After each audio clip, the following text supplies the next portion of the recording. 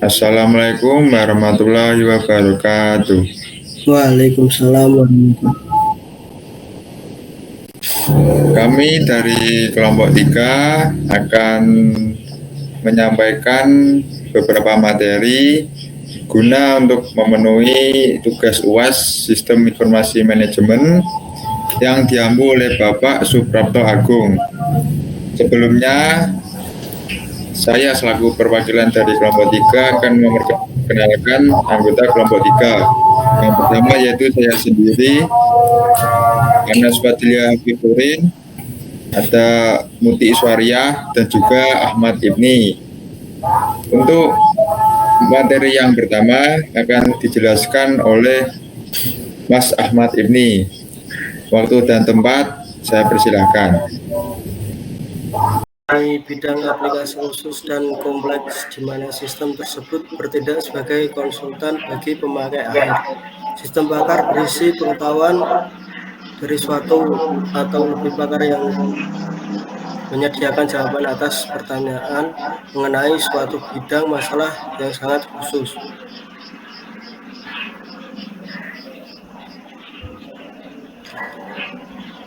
Manfaat sistem pakar selalu tersedia di organisasi di mana pakar belum tentu selalu berada di tempat.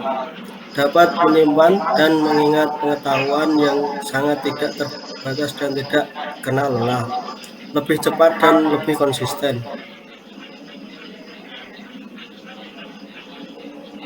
Cara kerja sistem pakar. Pengetahuan dalam sistem pakar diwakili aturan-aturan yang dihubungkan membentuk diagram pohon. Aturan-aturan tersebut oleh inference engine diproses dengan cara yaitu satu cara forward reasoning atau forward chaining, di mana aturan-aturan diperiksa satu persatu urut mulai dari muka forward untuk memastikan bahwa aturan tersebut dalam kondisi benar. Dua, cara backward reasoning, di mana aturan akan dianggap sebagai suatu masalah atau hipotesis yang diselesaikan permasalahannya. Inference engine akan memeriksa aturan mulai dari aturan akhir akan yang memberikan hasil. Komponen sistem pakar. 1. User interface, media yang digunakan untuk berhubungan dengan input atau menerima data dan pertanyaan konsultasi, dan output menjawab pertanyaan dengan pemakainya. 2. Interface engine, software sistem pakar yang mengevaluasi aturan-aturan yang disediakan oleh basis pengetahuan dengan urutan-urutan tertentu untuk memberikan jawaban atas pertanyaan pemakai sistem dan konsultasi dari pemakai. 3. Knowledge base atau basis pengetahuan, dibentuk aturan-aturan yang berkaitan satu dengan yang lainnya. Pengetahuan yang disimpan dalam basis pengetahuan diambil dari pengetahuan pakar. Kelebihan sistem pakar. Pengambilan keputusan yang lebih baik. Jawaban yang diberikan sistem pakar konsisten dan logis. Memberikan solusi yang tepat. Pelayanan konsumen lebih baik. Menyimpan pengetahuan di dalam organisasi. Kekurangan sistem pakar hanya dapat menangani pengetahuan yang konsisten, tidak dapat menangani hal yang bersifat judgement dan subjektif. Format basis pengetahuan terbatas, hanya dalam bentuk statement if then. Sistem pakar sulit dan mahal untuk dikembangkan dan dirawat dengan baik.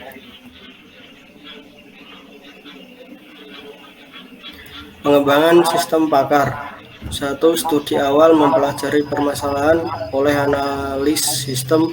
2. Pemilihan software, menentukan software oleh analis bersama pemakai. 3. Pemilihan pakar yang akan diambil pengetahuannya. 4. Pengambilan pengetahuan, mengumpulkan dokumen dan pengetahuan serta wawancara pakar. 5. Membangun sistem pakar, identifikasi sasaran, atribut dan nilainya, menderivasi aturan dan membuat prototip. 6. Pengujian sistem pakar, memberikan komentar terkait dengan pengetahuan. 7. Implementasi sistem pakar sudah diuji dan diterima, kemudian diimplementasikan. Operasi sistem, pemakai sistem dapat mengoperasikan. 9. Pemeliharaan sistem, perlu adanya perawatan sistem pakar dan dimodifikasi sesuai dengan perkembangan. Sistem penunjang keputusan, sistem informasi berbasis komputer yang menyediakan dukungan informasi yang interaktif bagi manajer dan praktisi bisnis selama proses pengambilan keputusan. Decision support system. 1. Model analitis, database khusus, penelitian dan pandangan pembuat keputusan. 4. Proses pemodelan berbasis komputer yang interaktif untuk mendukung perbuatan keputusan bisnis semi terstruktur.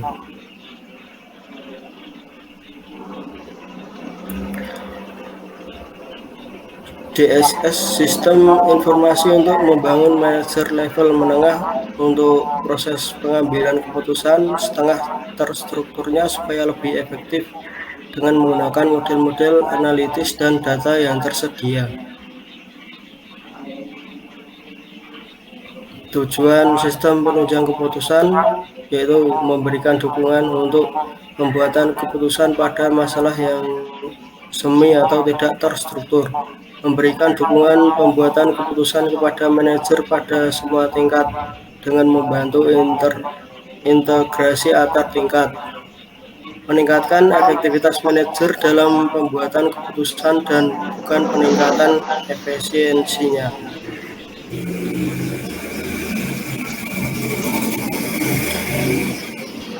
Karakteristik sistem penunjang keputusan: adaptability, flexibility, user friendly, support intelligence, design choice, effectiveness. 3 tingkat teknologi sistem penunjang keputusan. Sistem di DSS, hardware atau software yang memungkinkan seseorang atau sekelompok orang pengambil keputusan melakukan analitis terhadap suatu masalah tertentu. B. DSS generator, suatu paket hardware atau software yang mampu secara cepat dan mudah membuat spesifik DSS. DSS tool, hardware atau software yang membuat perbuatan spesifik DSS atau generator DSS. Manfaat sistem penunjang keputusan: meningkatkan jumlah alternatif yang dipilih, pemahaman yang lebih baik tentang bisnis, respon yang cepat terhadap situasi yang tidak diharapkan, kontrol yang lebih baik.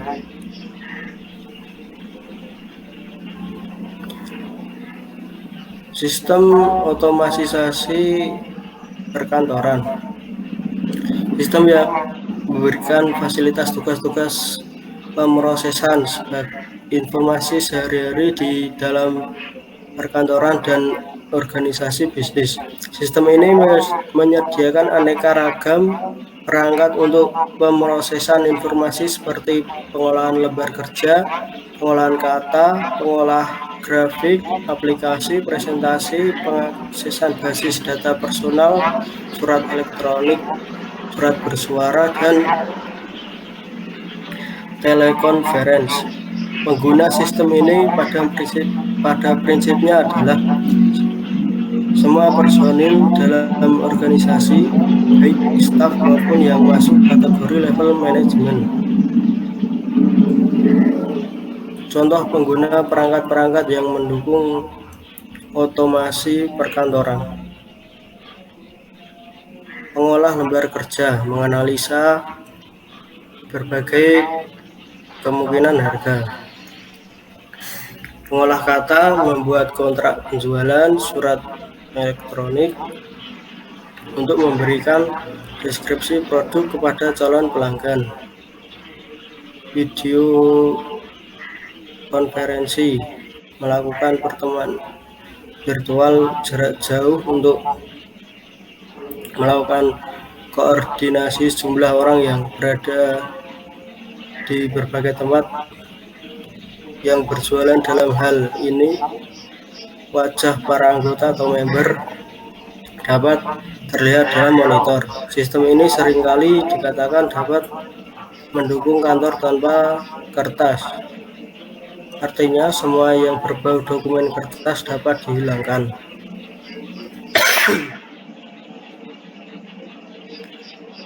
Aplikasi OIS: 1. Pengolah kata, 2. Surat elektronik, 3. Surat bersuara, 4. Kalender elektronik, 5. Konferensi suara, 6. Konferensi video, 7. Konferensi komputer, 8. fax email, 9. video teks, 10. pencitraan, 11. desktop publishing. Terima kasih. Ya, baik. Terima kasih untuk Mas Ahmad Ibni atas penjelasan materi pertama. Untuk materi selanjutnya atau materi kedua akan dijelaskan oleh Mbak Muti Iswariah. Waktu dan tempat dipersilahkan.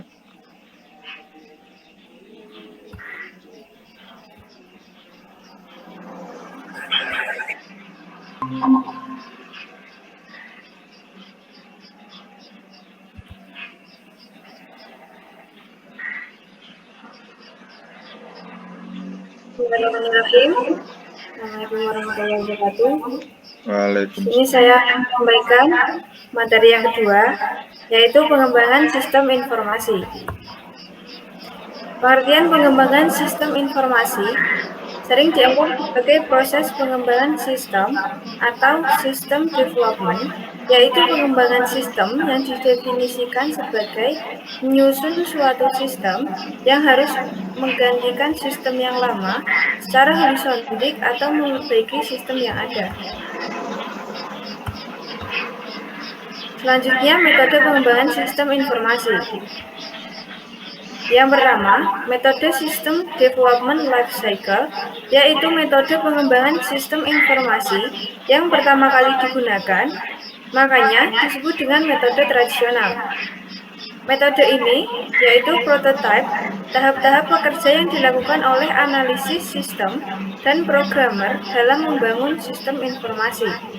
Yang kedua, model waterfall, sering juga disebut model sekuensial linear, yaitu metode pengembangan sistem yang paling tua dan paling sederhana. Cocok untuk pengembangan perangkat lunak dengan spesifikasi yang tidak berubah-ubah. Model ini menyediakan pendekatan alur hidup perangkat lunak secara sekuensial atau terurut, dimulai dari analisa, desain, pengkodean, pengujian, dan tahap pendukung.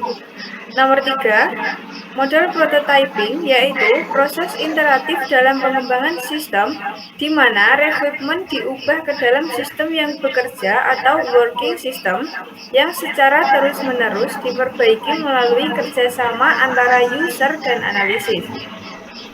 Prototype juga bisa dibangun melalui beberapa tools pengembangan untuk menyederhanakan proses. Kemudian, Rapid Application Development, yaitu penggabungan beberapa metode atau teknik yang terstruktur. Rapid Application Development, yaitu prototyping dan teknik terstruktur lainnya untuk menentukan kebutuhan user dan perancangan sistem informasi. Selain itu, Rapid Application Development menentukan siklus perkembangan dalam waktu yang singkat, 60-90 hari, dengan pendekatan konstruksi berbasis komponen. Yang terakhir, model spiral, yaitu diusulkan oleh Bloom. adalah model proses perangkat lunak evolusioner yang mengenai sifat iteratif dari prototipe dengan cara kontrol dan aspek sistematis model sekuensial linear. Model iteratif ditandai dengan tingkah laku yang memungkinkan pengembang mengembangkan versi perangkat lunak yang lebih lengkap secara bertahap. Selanjutnya, penerapan pengembangan sistem informasi. Yang pertama, memperbaiki efisiensi kerja dengan melakukan otomasi berbagai proses yang mengelola informasi. Peningkatan keefektifan manajemen dan memuaskan kebutuhan informasi guna pengambilan keputusan. Memperbaiki daya saing atau meningkatkan keunggulan kompetitif organisasi dengan merubah gaya dan cara berbisnis. Teknologi berkembang dengan sangat cepat, sehingga organisasi mulai merasakan bahwa teknologi informasi perlu digunakan untuk menggunakan penyediaan informasi agar dapat meningkatkan penyediaan, mendukung proses pengambilan keputusan yang akan dilakukan oleh manajemen. Sistem baru dibuat karena adanya suatu instruksi dari pimpinan atau kekuatan dari luar organisasi, misalnya peraturan pemerintah. Jadi, sistem baru dikembangkan untuk memecahkan permasalahan yang timbul agar dapat meraih kesempatan atau memenuhi instruksi yang diberikan.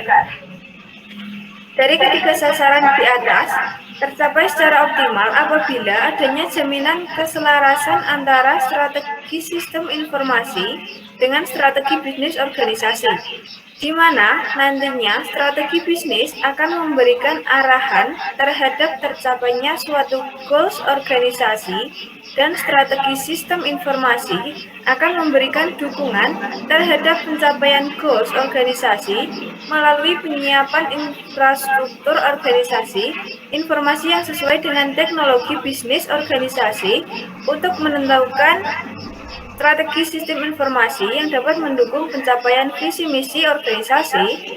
Maka, perlu pemahaman tentang strategi bisnis organisasi melalui perancangan strategi bisnis dan strategi sistem informasi perencanaan formasi, metodologi Word Paper. Terima kasih. Ya, terima kasih kepada Saudari Mutisvaria atas penjelasan materinya. Untuk materi terakhir, yaitu materi ketiga, akan dijelaskan oleh saya sendiri.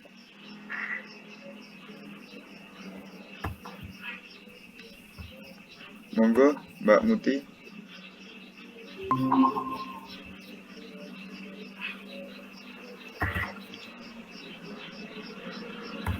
Materi yang ketiga yaitu mengenai database dan sistem manajemen database. Pengertian database. Database merupakan kumpulan dari data yang saling terintegrasi satu dengan yang lainnya, tersimpan dalam perangkat keras komputer dan menggunakan perangkat lunak untuk bantuan dalam mengoperasikannya. Database merupakan komponen dasar dari sebuah sistem informasi, dan pengembangan serta penggunaannya sebaiknya dipandang dari perspektif kebutuhan organisasi yang lebih besar.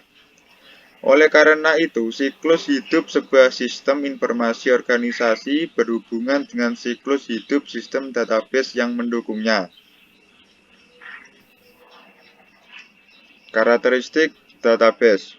Data yang sama dapat diakses secara serempak oleh beberapa pengguna untuk berbagai kegunaan yang berbeda. Yang kedua, data tidak bergantung pada struktur penyimpanan atau cara membaca data dari program aplikasi, atau data bersifat transparan pada program aplikasi. Yang ketiga, data memiliki integritas atau akurasi dan validasi yang terkendali.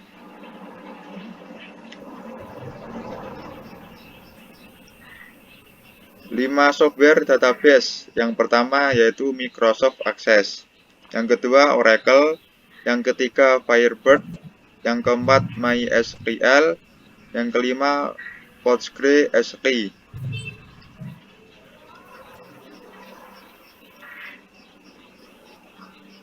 Microsoft Access. Software database yang satu ini sangat cocok digunakan untuk sebagian besar komputer relasional. Komputer-komputer rumahan yang hanya digunakan untuk berbagai kebutuhan yang ringan sekalipun juga banyak yang menggunakannya. Microsoft Access ini sebagai database andalan untuk digunakan. Software ini merupakan basis yang digunakan untuk data-data dari Microsoft Jet Database Engine dan beberapa tampilan grafis yang sering digunakan oleh pengguna rumahan. Database yang satu ini hadir untuk berbagai series dan yang paling baru merupakan Microsoft Office System 2007.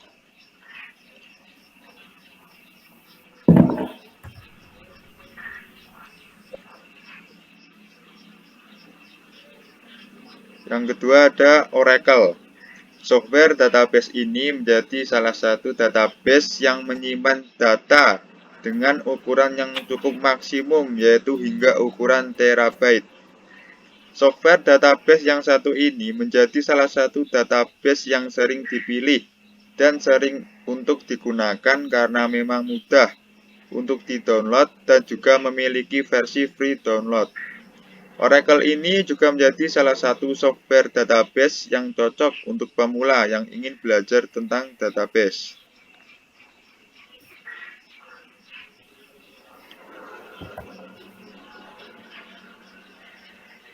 Yang ketiga yaitu Firebird.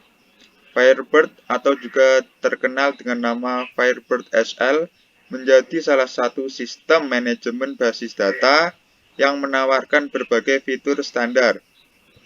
Fitur-fitur yang bisa Anda dapatkan untuk database yang satu ini diantaranya seperti ANSI SQL 99 dan juga SQL 2003. Database ini bisa digunakan dengan sangat baik dan bisa berjalan dengan cepat ketika digunakan untuk Linux, Windows, dan bahkan untuk sebagian platform Unix.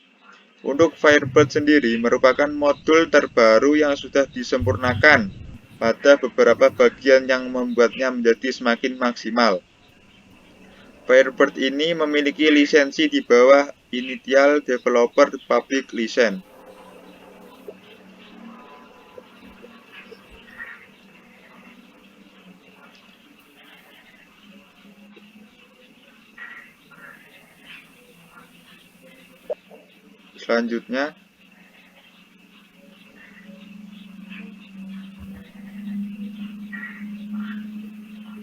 Selanjutnya ada MySQL. Software database ini paling terbuka untuk seluruh open source dan bisa digunakan untuk seluruh platform seperti Linux ataupun Windows. Kelebihan dari software database ini adalah penggunaan dari software database ini bisa digunakan untuk multi-user karena memang pengakses database pada software ini menggunakan program yang bersifat network. MySQL bisa didapatkan secara gratis karena memang database ini sudah disebar secara gratis di bawah lisensi GPL. MySQL ini menjadi salah satu database yang paling diunggulkan jika dibandingkan dengan yang lainnya, terutama untuk masalah query data. Dikarenakan kecepatan membagi data pada software database ini lebih cepat jika dibandingkan dengan yang lainnya.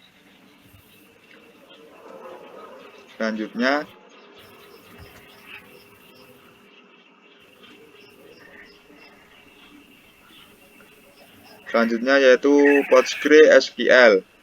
Software database yang satu ini berfungsi sebagai alat yang digunakan untuk membangun database server yang hanya bersifat open source dengan lisensi GPL atau General Public License. Bahasa pemrograman yang digunakan untuk PostgreSQL ini diantaranya seperti SQL, C, C++, Java, PHP, dan juga lainnya. Dengan menggunakan software database ini juga bisa digunakan untuk memodifikasi dan juga mendistribusikan secara bebas dan gratis tanpa harus membayar lisensi. Hal ini bisa digunakan untuk berbagai kebutuhan, baik untuk digunakan pribadi, umum, ataupun untuk kebutuhan pendidikan sekalipun. Selanjutnya,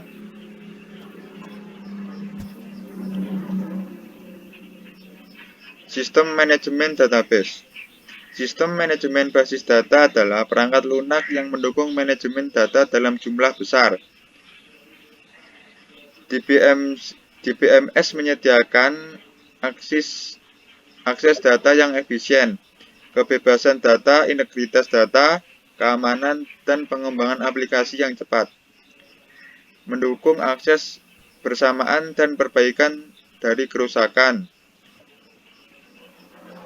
Database Management System adalah kumpulan program yang mengkoordinasikan semua kegiatan yang berhubungan dengan basis data. Itu penjelasan dari saya. Sekian, terima kasih.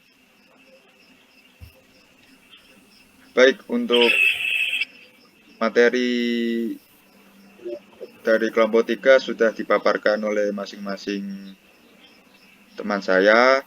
Saya selaku perwakilan dari kelompok 3 akan menutup presentasi ini.